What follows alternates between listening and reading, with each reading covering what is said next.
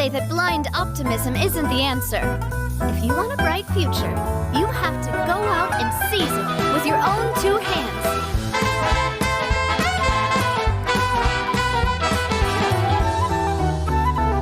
This one's got your name on it.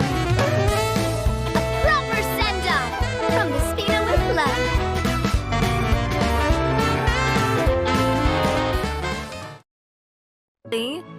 Even when it comes to her enemies, Navia is not the type to eschew basic etiquette, so she prefers to maintain appropriate distance while in combat. While using her elemental skill, Navia opens her gunbrella and fires multiple Rosula shard shots that can pass through opponents, dealing geo damage upon a successful strike. Ooh. For a period of time after using her elemental skill, Navia's normal, charged, and plunging attacks will deal increased damage and become infused with the power of geo, which cannot be overridden. Now, when Navia's in combat, there are these little markings around her that look like bullets. I wonder if that's some sort of ammo for the gunbrella?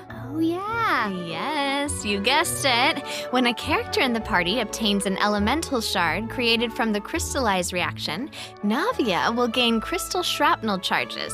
Navia will consume these charges after unleashing her elemental skill. Her skill damage increases with the number of charges that she's accumulated. Oh, okay. So you're saying that Navia's elemental skill becomes more powerful if she works together with other characters in the party to trigger the crystallize reaction. Yes, exactly. Okay, great. Navia's elemental burst calls forth the Rosula Dorata Salute, which unleashes a massive bombardment on opponents in front of her, periodically dealing geo elemental damage. I should also mention that Navia will accumulate crystal shrapnel charges at certain intervals if she strikes enemies with the Rosula Dorata Salute. Ooh, now that salute is spectacular. That's awesome. I heard that the Spina di Rosula likes to perform firearm salutes before important negotiations. You know, as a way to celebrate future success. And don't misunderstand, you guys, it's not an intimidation tactic at all. Oh, okay.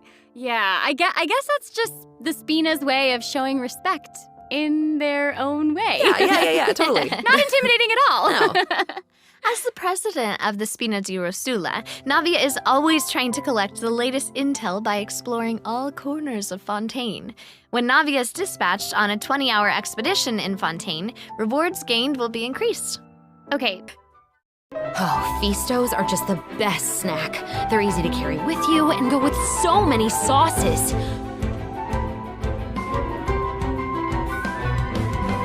Final warning!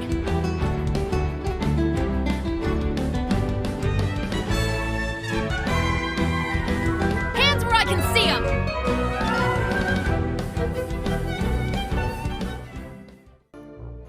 Chevreuse and her musket are basically partners in crime. They're inseparable.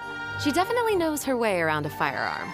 Chevreuse uses her musket to fire at opponents during her elemental skill. Ooh. For a period of time after unleashing her elemental skill, Chevreuse will continuously restore HP to the active character on the field. During her elemental burst, Chevreuse fires an explosive grenade with her musket, which will split into secondary explosive shells upon impact. Haha, impact. Whoa. Wait, I noticed that Chevreuse has bullet-like markings around her during combat. Can she shoot a special type of ammo? That's right. Chevreuse obtains an overcharged ball when a nearby party member triggers the overloaded reaction. Holding Chevreuse's elemental skill will consume this special ammo to unleash an even more powerful pyro attack that covers a larger AoE.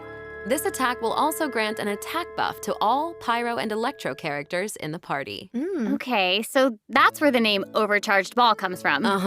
Chevreuse actually came up with the name herself. Oh. She was reading a novel where the protagonist believed that names held a lot of power. If you give something a cool-sounding name, then you've given yourself an advantage over your enemies. That kind of logic resonated with her, I guess. Oh, well, I guess she has a point. Oh, I should also mention what happens if Chevreuse is paired with all pyro and electro characters. If your party contains at least one character of either type, then triggering the overloaded reaction will cause an opponent's pyro and electro resistances to decrease. Okay, so it seems like Chevreuse could really shine in an overload team comp. But I also did notice that Chevreuse isn't solely limited to a musket. She also uses a polearm in combat. Okay, honestly, if I were a criminal, I feel like I'd be pretty nervous if she came after me. Oh, for sure. Most people who have something to hide avoid her like their lives depend on it. And maybe it does. In all seriousness, though, that's why Chevreuse trains so hard. She has to be able to catch a wide variety of cunning criminals who try to evade her at all costs. So when Chevreuse is in your party, stamina consumption from sprinting is decreased. Oh, I love that.